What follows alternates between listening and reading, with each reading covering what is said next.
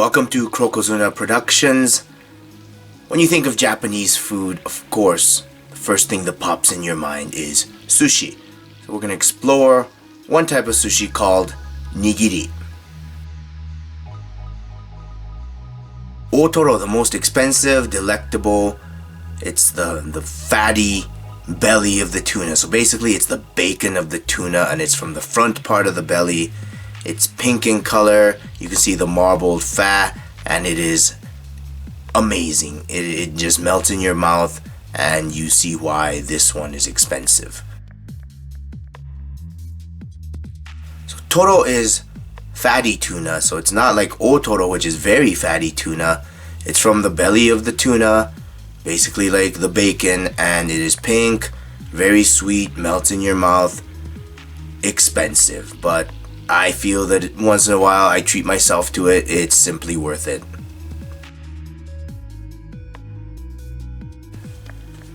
Bincho or albacore tuna. I'm sure you've seen albacore tuna sold in cans and at the supermarket, but albacore tuna is very different looking from bluefin tuna, which the meat is not red, it's white, it's mild, and it's very soft.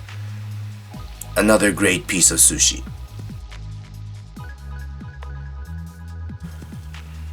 Chutoro, or medium, I should say, fatty tuna. This comes from not the belly, but from the back of the tuna, so it's a little bit more of what we think of when we think of tuna. It's reddish and also very amazing. So it does have higher fat content than the red, but expensive, well worth it. Akami maguro, or the red meat tuna. I usually use this to introduce people to sushi because it's the mildest, doesn't taste fishy at all when it's fresh, and a great, I shouldn't call it gateway sushi. Hamachi or yellowtail, very common sushi. It usually for sushi or sashimi purposes, it's taken from the belly of the yellowtail, but it's not as fatty as a bluefin. It's mild, it's a whiter meat, and it has a very nice soft texture.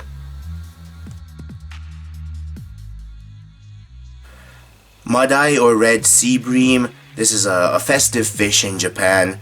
Because this fish does not have a high fat content, the meat is a bit chewier or meatier, shall we say, but another excellent choice of sushi.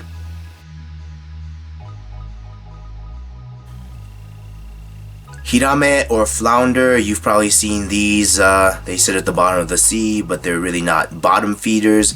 The meat is very white, very nice texture. It's very low in fat, so you would think it's a bit tougher, but actually it's not. It's very soft and high in protein.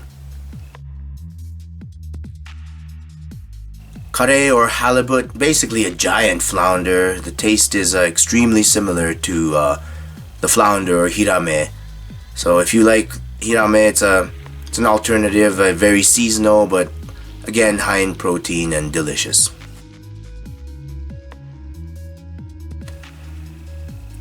Shimesaba or pickled mackerel. Pickled in vinegar, sometimes with a lot of ginger or onions added to it.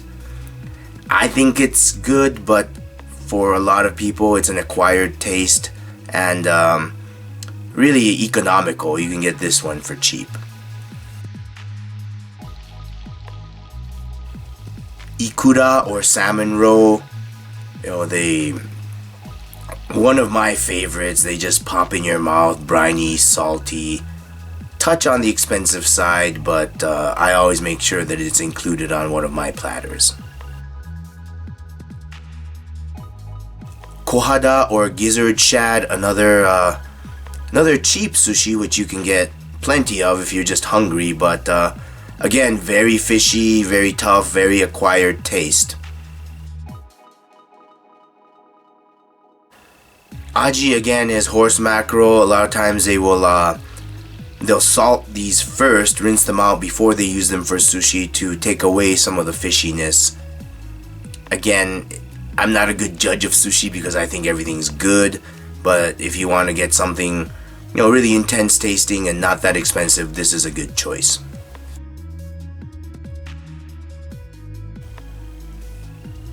Ebi is shrimp, but the species used is the black tiger shrimp, and these are usually boiled. So if you just like shrimp, you're definitely going to like this. Amaebi, sweet shrimp. This one is not boiled. Very sweet, so good, but a little bit on the expensive side. The flesh is not chewy at all and literally melts in your mouth. Akangai or red clam. Man, the texture of this is great for me, but it is very chewy because it is a clam, but it's briny, and the way I would describe it is it really tastes like the ocean.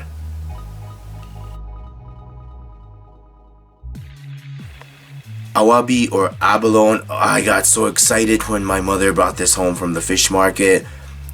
Unique texture, very chewy, very briny, just love it. But once again, this is more of an acquired taste.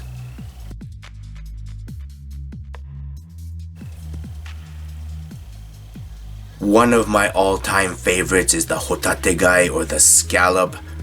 Scallop is just one of my favorite foods in general. Grilled, fried. Love it in any way, shape, or form. But in sushi, it just goes to another level.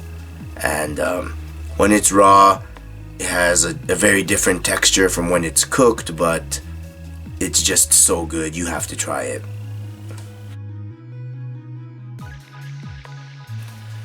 Mirugai or the gooey duck, you can look that up on Google. It's a very strange looking creature, but it is a shellfish, a clam, so it does have that really oceany, salty flavor to it, and the chewy texture. A lot of sushi chefs will put scores with their knife into it, so it's just easier to eat.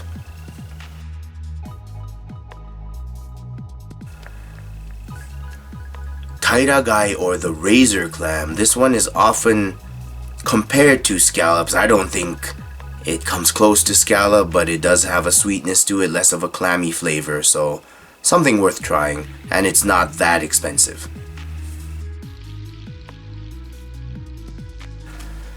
Katsuo or bonito tuna. Oh, the taste of my childhood. A lot of times when I went to Japan, my family would get this.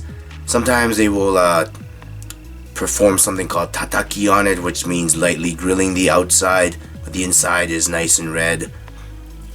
And it's not expensive, readily available. One of my favorites, more for the memories than the taste, but delicious. Anango or conger eel, which is a sea eel, soft, delicate taste. It's becoming really popular. Personally, not one of my favorites. I'm not gonna turn it down, but just like the unagi, the freshwater, it does have a different texture.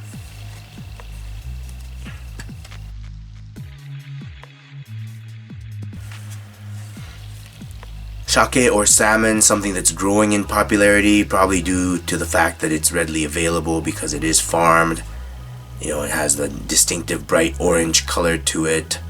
And the omega-3 makes it naturally fatty, so it's a very good fish to eat raw and on sushi.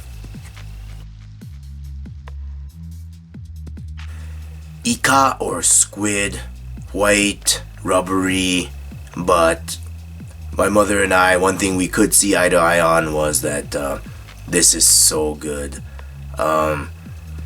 Hard to describe. It doesn't have a whole lot of flavor, but it does. So give it a try. If you don't like it, you don't. But definitely a favorite of mine and my family's. Uni or sea urchin, and this is the the inside, obviously the insides of the sea urchin, and Even though it is a delicacy, it is expensive. Never was one of my favorites. My mother loved it. She always made it the last a la carte sushi she ordered. You know, to each their own. Taco or octopus. I remember my mother bringing home a big octopus leg from the fish market. We'd boil it till it was tender, slice it up, throw it on some sushi rice. You know, it's an acquired taste for sure, but this one is chewy, you know, a very unique texture.